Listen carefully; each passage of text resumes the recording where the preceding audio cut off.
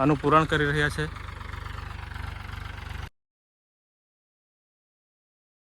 Hello મિત્રો, સ્વાગત છે આજના નવા બ્લોગમાં। મિત્રો, આશા રાખું છું આપ સૌની તબિયત સારી જ હશે।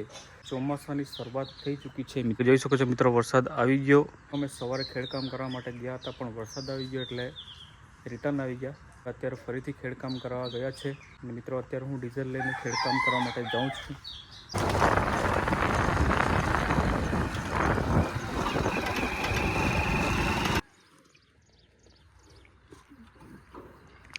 एक बार में पूरा डीजल खींच ले। वाह बेटे वाह पुष्पा, वाह पुष्पा बेटे वाह, एक बार में पूरा डीजल खींच लिया तूने। तेरे अंदर पंप भी फिट किया हुआ है क्या इधर?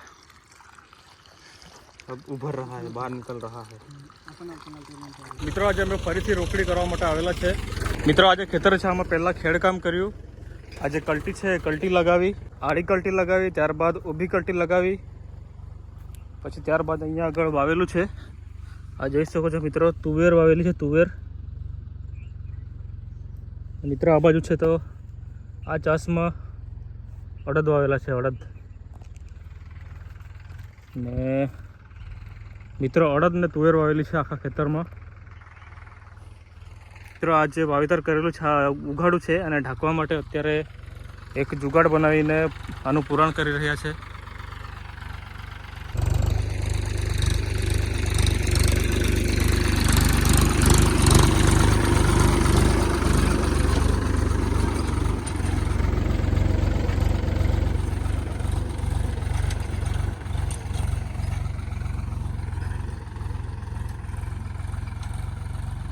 મિત્રો આજે આખો દિવસ ખેડકામ કરીને થાકી ગયા છે।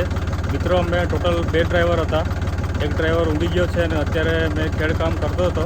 પણ મિત્રો અત્યારે ખેડકામ ઓલમોસ્ટ પૂરું થઈ ગયું છે। જે ખેડકામ બાકી છે તે આવતીકાલે સવારે ખેડકામ કરીશું। મિત્રો આજે સવારે 7 વાગ્યાથી ખેડકામ ચાલુ છે, ત્યારબાદ થોડો વરસાદ આવ્યો એટલે કામ બંધ હતું। ત્યારબાદ ફરીથી કામ ચાલુ કર્યું તો અત્યારે રાતના 1 વાગ્યો છે।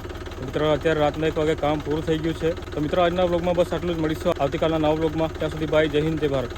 મિત્રો જોઈ શકો છો, આવા જંગલમાંથી અમે જઈ રહ્યા છીએ।